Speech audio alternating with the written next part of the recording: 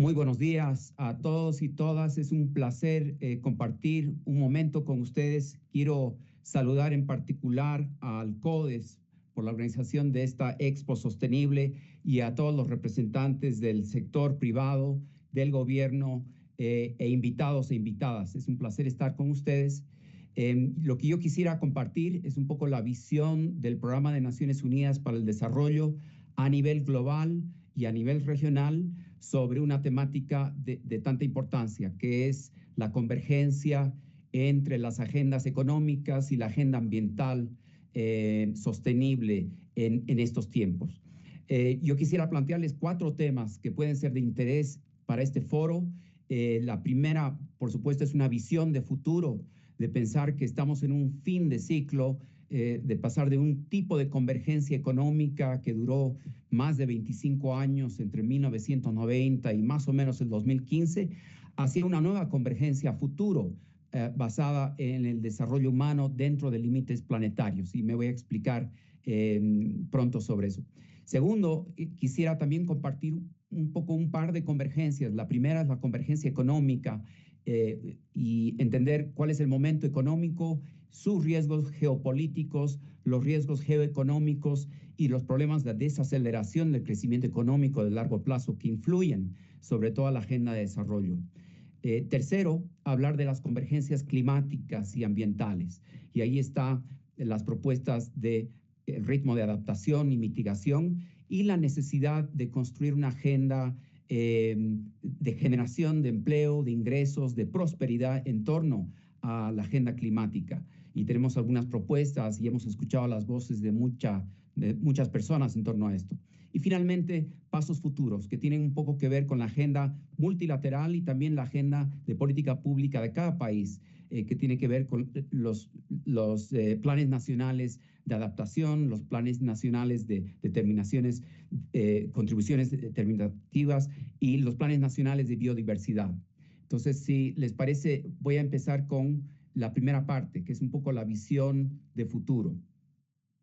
De un tiempo a esta parte, en los últimos 25 a 30 años, hemos visto una transformación extraordinaria de la economía global. Hemos vivido una gran convergencia que cambió la estructura de la economía global, pero que se viene ralentizando desde el año 2015. Y lo que nosotros y otros actores académicos, empresariales y del multilateralismo vemos es que el ciclo de boom que tuvimos, que duró un determinado tiempo, ya no está más con nosotros. Entonces tenemos que adaptarnos a un nuevo momento económico donde existe ralentización del crecimiento de mediano y largo plazo y donde tenemos que construir una agenda basada no solo en crecimiento, sino en torno a bienestar humano. Hace algún tiempo, nosotros en el PNUD planteamos que existe un cuadrante vacío de sostenibilidad. Este gráfico que ven ustedes, que muestra, por un lado, los niveles de desarrollo humano y por otro lado, la huella, tanto de emisiones de carbono como la huella material del bienestar y del bienestar sostenible, nos muestra que en los últimos 30 años hemos tenido transformaciones extraordinarias, pero muy pocos países han logrado tener altos niveles de desarrollo humano y también baja huella de emisiones de carbono o baja huella material. Entonces, le llamábamos a esto hace 10 a 15 años el cuadrante vacío de sostenibilidad. Y un poco el reto era cómo vamos generando, creando economías de alto progreso, porque sí queremos progreso, queremos bienestar, queremos alto desarrollo humano, pero también queremos sostenibilidad.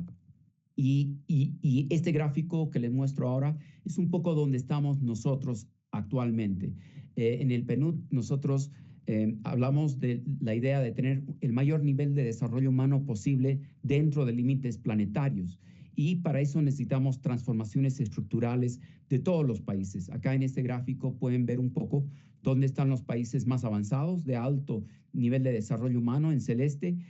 Podemos ver algunos de los países en verde, que son de renta media, de niveles altos de desarrollo humano, y luego países en amarillo y naranja que muestran bajos niveles de desarrollo humano y una huella material, una huella de emisiones de carbono también bajas. Entonces, un poco el reto es lo que llamamos una carrera hacia el medio, entre los que están con mayores niveles de logro y los que todavía tienen un camino por andar. Ese proceso de transformación es el que tenemos por delante y plantea un reto para todos nosotros en la agenda nacional y global. Déjenme pasar brevemente al momento económico que estamos viviendo y al tema de convergencias económicas, ¿no? Vivimos un momento de riesgos geopolíticos y geoeconómicos y existen apuestas por un crecimiento con generación de empleo, con infraestructura e ingresos. Creemos que gran parte de esa agenda depende de restricciones fiscales y financieras que todos tenemos que trabajar. Cuando miramos un poco el tablero de crecimiento económico de América Latina y el Caribe, estos son datos del Fondo Monetario recientes, estamos viendo un tablero en amarillo y en rojo, ¿no? O sea, es un momento un tanto preocupante en cuanto al crecimiento económico regional y cómo nos insertamos en la economía global. Algunas excepciones, por suerte, nos dan la República Dominicana, Panamá, Guyana y algunos países que están pujantes y tienen visos de crecer a un buen ritmo en los próximos años. A nivel global, es importante destacar que estamos creciendo a un ritmo multinivel, de múltiples velocidades. Entonces, algunos países están creciendo a más del 4%, son alrededor de 50 países actualmente en el mundo. La mayoría está creciendo entre 2 y 4% su PIB, que esos son como 80 países del mundo, y el resto está creciendo a menos de 2%, algunos en contexto de crecimiento cero o inclusive crecimiento negativo. Entonces, como verán, ya hemos salido, digamos, de la conjunción del COVID y de la pandemia, donde todos estábamos en una situación parecida y ahora estamos a ritmos y desnivel y diferentes velocidades. Dos temas específicos para América Latina y el Caribe son, uno, la trayectoria de crecimiento de la región con respecto al pasado, ¿no? En los últimos 15 años, hasta la pandemia, América Latina había crecido a cerca del 4% como a nivel agregado. Y hoy se pronostica más o menos una trayectoria de 2.9 a 3%, es decir, un punto de crecimiento menos de lo que tuvimos 15 años atrás. Esto parece poco, pero es un enorme impacto sobre la generación de empleo, ingresos y reducción de pobreza en la región. No solo que tenemos, digamos, una ralentización con respecto al pasado nuestro en la región, sino que también estamos rezagados con respecto a otras regiones del mundo. Y lo que vemos acá es el gráfico con respecto a otras regiones y vemos que América Latina está en una posición más o menos cuarta de 5 regiones con las que tenemos datos y estamos muy por detrás inclusive del subsahara africano o del sudeste asiático, que tiene niveles de crecimiento mayores al 5, 6% y proyecciones de crecimiento en los próximos años. Esto acompañado de dos temas de coyuntura.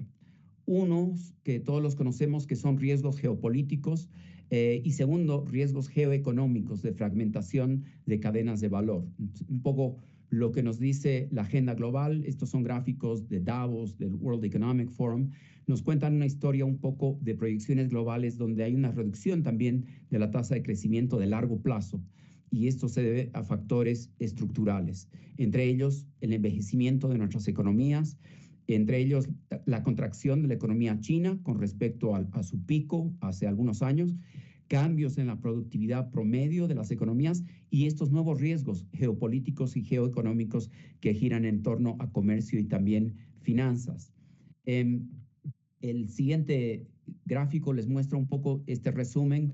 Lo que más nos preocupa quizá es el lado geoeconómico que afecta cadenas de valor, que afecta comercio y un retorno del proteccionismo y de ciertos tipos de reestructuración de cadenas de valor que no van a ser buenos para países en vías de desarrollo o países emergentes. Entonces habrá una discusión estratégica acerca de la inserción internacional que quizá no teníamos hace 10 o 15 años y hoy será un tema vigente con respecto a diferentes bloques de comercio. Quiero terminar esta sección, que es la sección de convergencia económica, con algunos de los trabajos que hizo el PNUD en este tiempo. Nosotros Analizamos las prioridades económicas y sociales de más de 90 países hace apenas 9 meses en torno a la Agenda 2030 con estos SDG Insight Reports, los SDG Push Reports, y encontramos algunos resultados muy importantes. Y lo que nos están diciendo los gobiernos, los sectores privados de América Latina y también de otras regiones del mundo es que queremos concentrar esfuerzos en la generación de empleo, en la calificación laboral, con énfasis en jóvenes y nuevos entrantes laborales. Ese es el tema número 1 entre todos los temas de la Agenda 2030. El tema número 2 que aparece en este análisis de 90 países es la búsqueda de infraestructura resiliente, de la construcción de sistemas de transporte sostenibles, nuevas inversiones en torno a adaptación climática y urbanismo sostenible. Y finalmente, como tercer punto, un énfasis enorme sobre gobernabilidad e instituciones fuertes, esa capacidad de ejecución de obras y también eficientes y con efectividad. El efecto combinado de estos factores son lo que nosotros llamamos el efecto acelerador de la agenda, de un SDG Push, de la Agenda 2030, para tener el mayor impacto posible sobre el ritmo de crecimiento económico y el bienestar de la población. Si un tema de preocupación es el de convergencias económicas, también tenemos un tema de preocupación en torno a convergencias climáticas y en temas medioambientales. De seguro, en la agenda global están los debates sobre adaptación y brechas de mitigación, pero cuando vamos analizando las especificidades de América Latina y también de República Dominicana, encontramos un énfasis especial sobre biodiversidad, sobre el uso de soluciones basadas en la naturaleza y una mirada en torno a adaptación a eventos climáticos severos y una mirada también de generación de empleo e ingresos. Y sobre eso quisiera hablar brevemente ahora. Ustedes saben muy bien, estamos viviendo un momento climático que también está marcado por volatilidad. Como pueden ver en este gráfico, 6 de 9 límites planetarios se vulneraron en los últimos años. Quedan apenas 6 años del presupuesto global de carbono al ritmo actual de emisiones de carbono, y eso genera presión sobre las COP de biodiversidad, las COP de cambio climático, y una discusión acerca de cómo podemos generar una agenda sostenible tanto para nuestras economías como para el planeta. La respuesta de política pública existe y en COP30 en Belén este año tendremos una oportunidad histórica de transformar estos planes, los NDCs, que son los planes nacionales de adaptación y mitigación de cambio climático, hacia una trayectoria más sostenible. Existen varias iteraciones y simulaciones acerca del impacto que esto puede tener. El objetivo obviamente es mantener al planeta debajo de este límite de 1.5 grados centígrados y también en este mismo gráfico podemos ver, digamos, la gama entre 1.5 y 2 grados centígrados, que nos lleva a un terreno muy peligroso en cuanto a efectos e impactos de cambio climático. Déjenme pasar a la siguiente lámina. Nosotros en el PNUD hicimos un cuestionario a 70 países, a 73,000 personas sobre cambio climático el año pasado, y quisimos recoger un poco las preocupaciones de la población y también de los gobiernos en torno a cuál es la agenda más importante. Y lo que encontramos en República Dominicana son lo que muestro a continuación. Uno es una marcada preocupación con respecto al año pasado en el impacto de cambio climático, en particular sobre temas que tienen que ver con cambio climático y eventos extremos de clima, que es huracanes, lluvias y todo lo que conocemos en torno a transformación geofísica. Otras 3 prioridades que encontramos en República Dominicana es la protección precisamente de estos eventos climáticos extremos, la necesidad de tener financiamiento climático e inversiones de largo plazo para la infraestructura, y también el tema de educación en cambio climático, que es un tema común en América Latina. Si pueden ver en este gráfico, hay menos atención al tema de descarbonización. Si bien se entiende que eso es parte de la discusión, América Latina apuesta mucho por la adaptación y también por soluciones basadas en naturaleza y biodiversidad. Y aquí está un poco el resumen. Les invito a mirar los resultados de esta encuesta global, que es la encuesta global más ampliada, más grande de los últimos tiempos. Para América Latina vemos este enfoque, sobre todo en adaptación y soluciones basadas en naturaleza. Esto aplica a regiones ricas en recursos naturales, en turismo y biodiversidad. Segundo, encontramos que soluciones que generan empleo y oportunidades de empleo son las más requeridas. Esto en temas tan variados como atención de residuos sólidos, el tema de plásticos y microplásticos, el tema de trabajo sobre aguas y uso de biomasa y energía renovable. Finalmente, un llamado de atención en la agenda de planificación, de poder alinear estos instrumentos, los planes nacionales de mitigación, de adaptación climática y también de biodiversidad, porque conjugan el impacto, digamos, conjunto de cambio climático y medio ambiente sobre sociedad y economía. En el mediano plazo, todo esto debe converger, ¿no? Y los esfuerzos de norte y sur global se van a dar a pasos diferenciados, que es parte de la discusión actual. Para ir cerrando, pensemos un poco en lo que significan pasos futuros y en la búsqueda de convergencias entre estas dos agendas.